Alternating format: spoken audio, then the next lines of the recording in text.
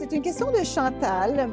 Elle nous dit « Comment interprétez-vous Apocalypse 20, verset 10 ?» Elle nous demande « Des âmes souffriront-elles, tourmentées pour l'éternité ?» Je me permets de vous poser cette question car cela m'angoisse depuis très longtemps. Et elle n'est pas la seule, hein, parce qu'il y a beaucoup d'auditeurs qui nous posent cette question-là. Apocalypse 20, verset 10, je vais lire le texte pour nos auditeurs. « Le diable qui les séduisait fut jeté dans l'étang de feu et de soufre, où sont la bête et le faux prophète. Et ils seront tourmentés jour et nuit au siècle des siècles. » Donc, on comprend que ça puisse faire trembler. Maintenant, je voudrais rapidement répondre à Chantal, je vais devoir être très bref, mais en donnant quelques points importants sur ce texte. Premier point, c'est le seul texte de tout le Nouveau Testament où il est question de tourment au siècle des siècles. Donc, ça déjà nous fait réfléchir. C'est le seul texte. Ouais. Deuxièmement, qui est tourmenté au siècle des siècles dans ce texte? Ça, c'est une bonne question. Le diable, la bête et le faux prophète. Donc, il n'y a pas d'être humain ici.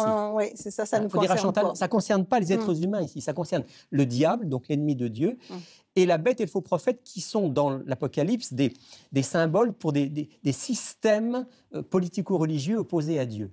Donc, c'est la destruction de ces systèmes-là et du diable qui sont annoncés. Ce n'est pas le tourment des êtres humains. Troisième chose, l'expression « au siècle des siècles ». Donc on se dit « au siècle des siècles, c'est pour toujours, éternellement ». Or, dans la Bible, il y a des cas où cette expression est utilisée pour désigner, oui, l'éternité, mais dans d'autres cas pour désigner une période de temps jusqu'à une fin définitive.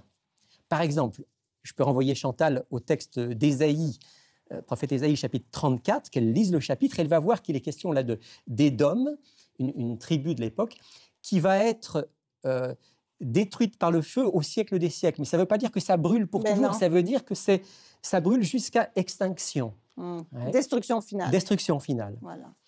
Quatrième chose, dans le contexte même d'Apocalypse 20, un peu plus loin au verset 14, il est dit « La mort et le séjour des morts furent jetés dans l'étang de feu.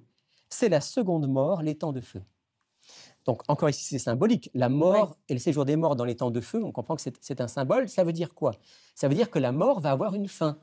Les temps de feu, c'est la seconde mort, c'est la destruction définitive de tout ce qui est opposé à Dieu. Voilà.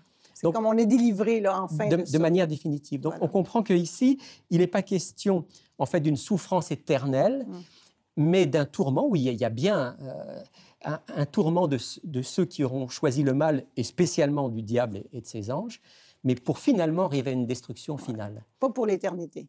Et je rappelle à Chantal que nous avons 2 émissions qui traitent le sujet beaucoup plus en détail. Une émission qui s'appelle « Les surprises de Monsieur Fudge » et une autre qui s'appelle « Le Dieu de la Bible est-il sadique ?» Chantal, allez voir cette émission sur notre site. Vous allez trouver beaucoup d'autres explications pour comprendre ce sujet important des tourments et du châtiment final. Merci beaucoup, Rémi. Vraiment. Merci à toi. Merci.